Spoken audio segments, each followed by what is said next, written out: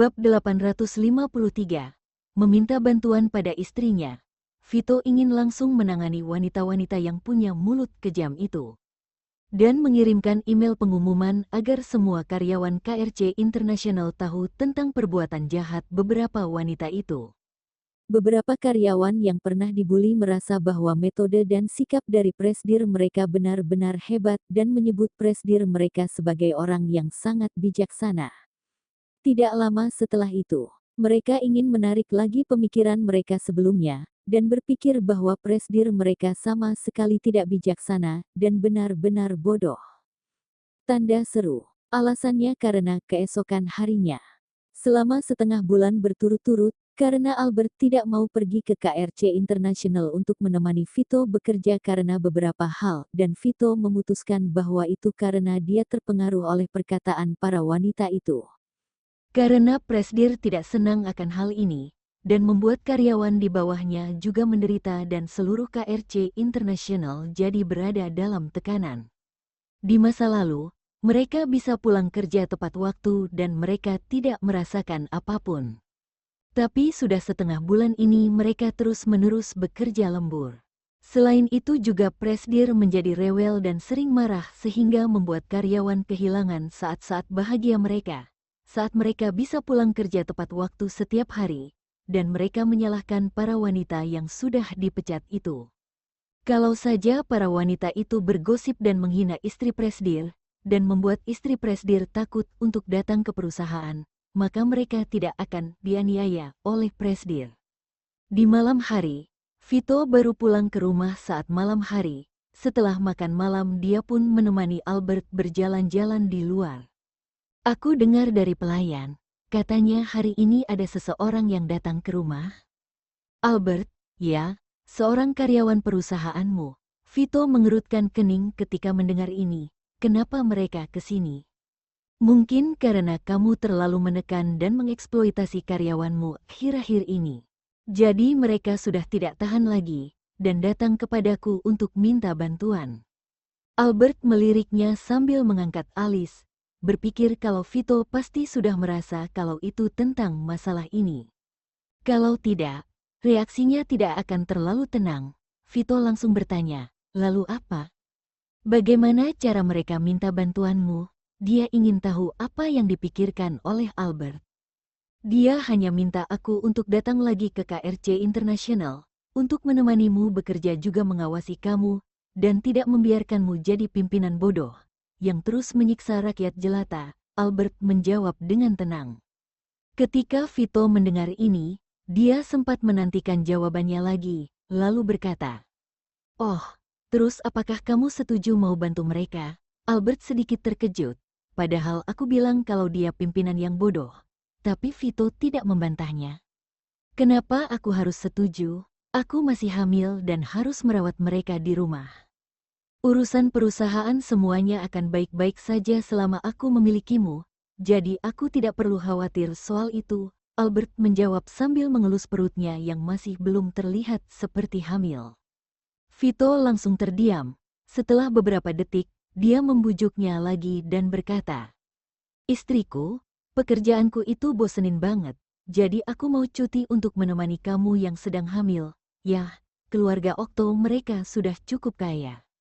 Meskipun Vito tidak becus selama jadi presdir, tapi dia tidak perlu khawatir tentang makanan dan pakaian seumur hidupnya. Pria gila, Albert diam-diam memakinya di dalam hati. Kemudian dia berpura-pura serius dan berkata, "Vito, kamu baru saja kembali bekerja di KRC International setelah beberapa waktu. Sekarang kamu mau libur lagi, untuk cuti hamil. Kalau kamu tidak kerja, terus gimana dengan masa depan bayi kamu? Siapa yang akan menafkahi istri dan anakmu? Haha. Vito, bukankah semua gaji dan tabungannya sudah dia serahkan kepada istrinya untuk disimpan?" Tapi Albert masih tidak tahu seberapa kaya dirinya. Bahkan jika Vito tidak bekerja selama sisa hidupnya dan hanya berdiam diri di rumah, memprediksi soal saham, tapi ia masih bisa menafkahi Albert juga membesarkan anak-anaknya dengan sangat baik. "Kalau gitu besok kamu temani aku bekerja. Kalau tidak ada istriku, aku jadi malas bekerja karena kamu tidak mengawasiku. Terus gimana kalau aku tidak sengaja membuat bangkrut KRC International? Albert, apakah pria ini masih presidir KRC International, yang galak juga tegas, dan punya berbagai cara yang keras di dunia bisnis? Pasti sifatnya sudah benar-benar berubah sampai dia jadi seperti ini. Pada akhirnya Albert menyetujui permintaannya. Keesokan harinya, para karyawan KRC International seperti ingin menangis karena bahagia ketika melihat presidir mereka datang bekerja dan tiba-tiba membawa istrinya untuk menemaninya bekerja. Semua kesulitan mereka akhirnya berakhir. Setelah 3 bulan kehamilan dan trimester pertama sudah berlalu, kondisi janin di perut Albert sudah jadi lebih stabil, sehingga Vito tidak terus menahannya di sampingnya supaya bisa terus diawasi. Kina sedang memulai bisnisnya sendiri, jadi dia tidak punya waktu untuk berbelanja dengan Albert. Dia terlalu bosan karena menganggur, jadi dia mulai melakukan beberapa pekerjaan yang relatif mudah. Seperti jadi model iklan dan sejenisnya, yang dijaga ketat oleh Vito. Dalam seminggu Albert bekerja sekitar 2 atau 3 hari, selama 4 atau 5 jam sehari dan itu murni hanya untuk menghabiskan waktunya. Saat kehamilannya sudah lebih dari 4 bulan, itu sudah musim dingin di kota Leicester.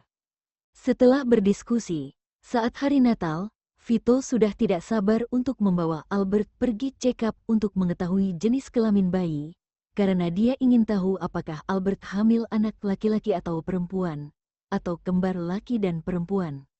Supaya tidak seperti kakak keduanya, yang mengira istrinya sedang mengandung anak perempuan, dan untuk sesaat dia menangis ketika melihat anaknya adalah seorang laki-laki.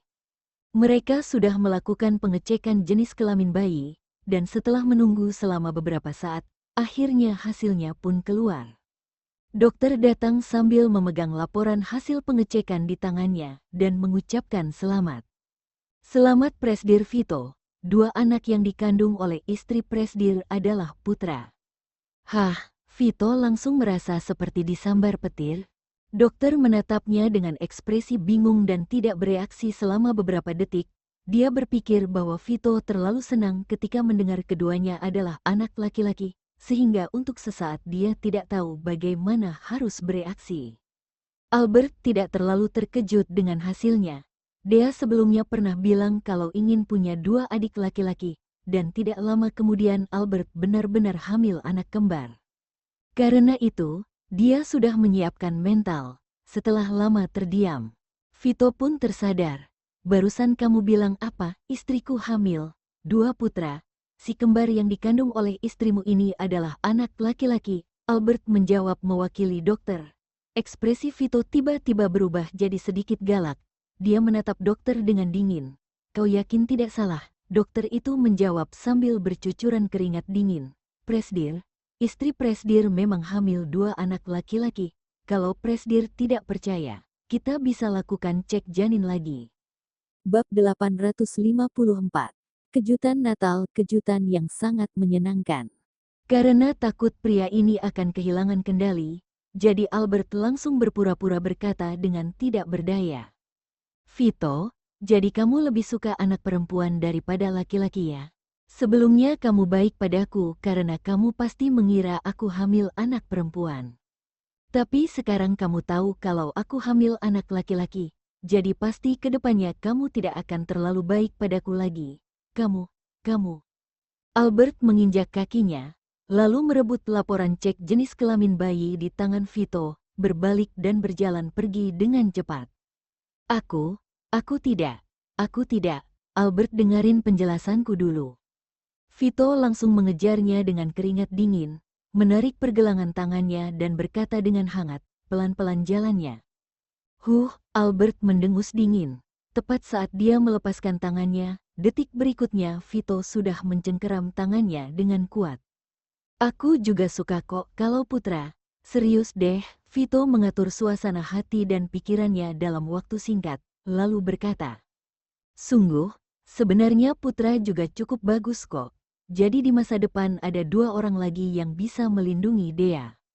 Dan ketika mereka dewasa, Biarkan mereka bekerja keras menghasilkan banyak uang untuk Dea dan mereka bisa memberi kita hari tua yang nyaman. Apakah benar-benar cukup bagus, Tuan Muda Ketiga?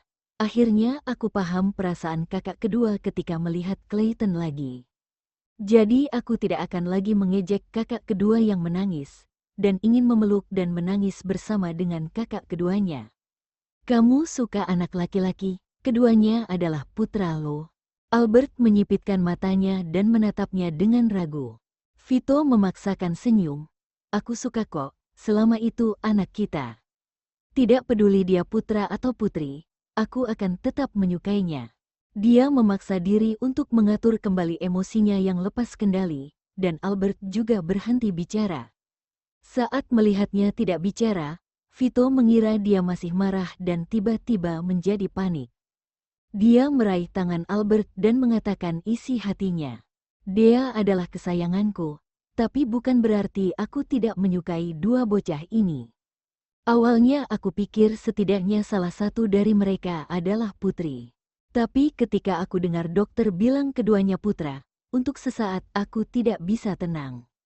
Jangan khawatir, meskipun kami hamil putra, aku akan tetap memperlakukan kamu dengan baik seperti biasanya, dan tidak akan berubah dari sebelumnya.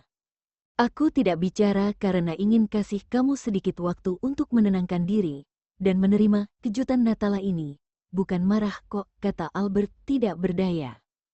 Vito memeluknya, hatinya sangat tersentuh dan malu. Dia berpikir dalam hati, saat dirinya tahu jenis kelamin bayi mereka, seharusnya dia bisa bertindak lebih stabil daripada Albert. Albert sedang hamil dan harus menjaga suasana hati Vito. Dirinya sangat tidak dewasa dan kedepannya harus memperlakukan istrinya dengan lebih baik lagi.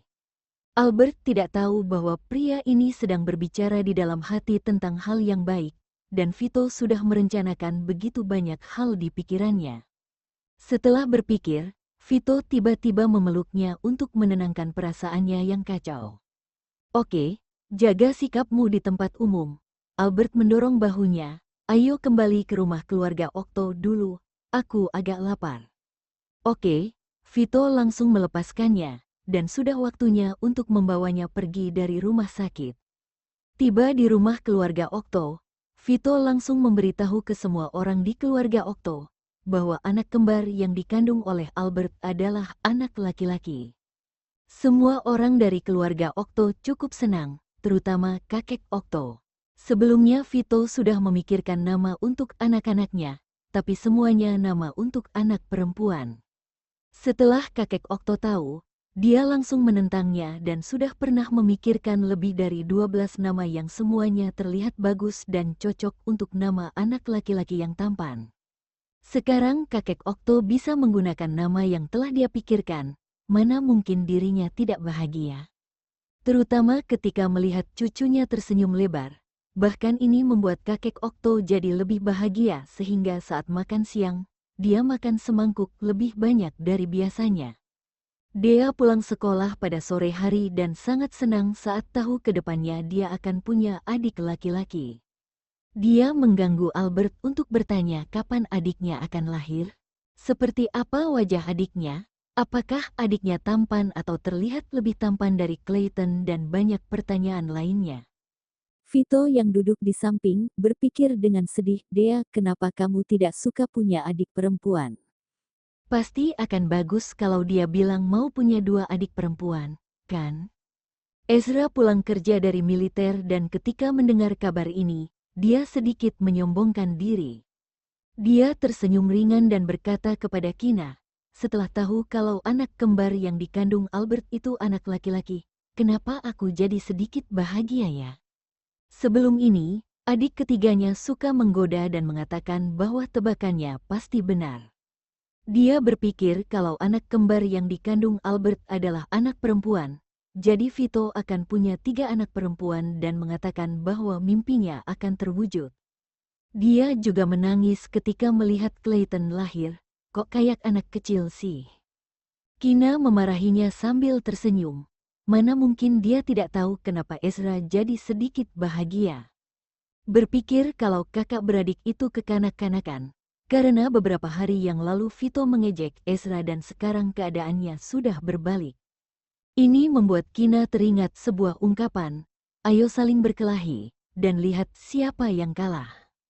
Ezra merangkulnya dan berbisik dengan suara serak dengan sedikit ambigu, "Kina, ayo kita punya bayi lagi. Meskipun punya satu anak sudah cukup, tapi kalau punya anak laki-laki atau perempuan lagi, sepertinya seru." Apalagi tubuh Kina sudah hampir pulih, dan Ezra sudah sering melihat kalau gen keluarga Okto mereka terlalu kuat, sehingga membuat mereka punya ahli waris yang hebat. "Tunggu sampai akhir tahun depan atau tahun berikutnya lagi, aku masih dalam masa pemulihan dan kamu baru saja kembali ke pekerjaanmu di kota Leicester. Baru setelah itu kita merencanakannya ketika semua situasi sudah stabil, oke?" Jawab Kina. Sebelum dia kembali pada Ezra, dia bekerja paruh waktu sebagai penerjemah sambil memulihkan tubuhnya. Setelah kembali ke kota Leicester, Kina menemukan bahwa di kota Leicester bahkan negara perusahaan terjemahan dimonopoli oleh perusahaan bernama VL International dan terus mendominasi. Banyak perusahaan kecil dan menengah yang bekerja sama dengan perusahaan asing, terutama negara dengan beberapa bahasa tertentu, dan mereka akan membayar orang dari VL International untuk membahas proyek kerjasama. Oleh karena itu, VL International kurang lebih mengetahui beberapa informasi rahasia dari banyak perusahaan. Meskipun biaya untuk pekerjaannya agak mahal, tapi sesuai dengan kualitas yang diberikan untuk klien. Ini membuat Kina ingin mendapat pekerjaan dari perusahaan itu. Sumber daya terbesar yang bisa dia gunakan adalah KRC International dan koneksi keluarga Okto. Sebelumnya di kota Zaun, Kina sudah membuat berbagai perencanaan dan taktik, mengumpulkan data, menyelidiki pasar, dan sebagainya. Kemudian di saat semuanya sudah siap, Kina akan memberitahu Ezra tentang idenya, dan tanpa banyak berpikir dia langsung setuju dan mendukungnya. Sebenarnya, pada awalnya yang dipikirkan Ezra sangat sederhana, karena istrinya punya minat pada dunia luar, ingin bermain untuk refreshing.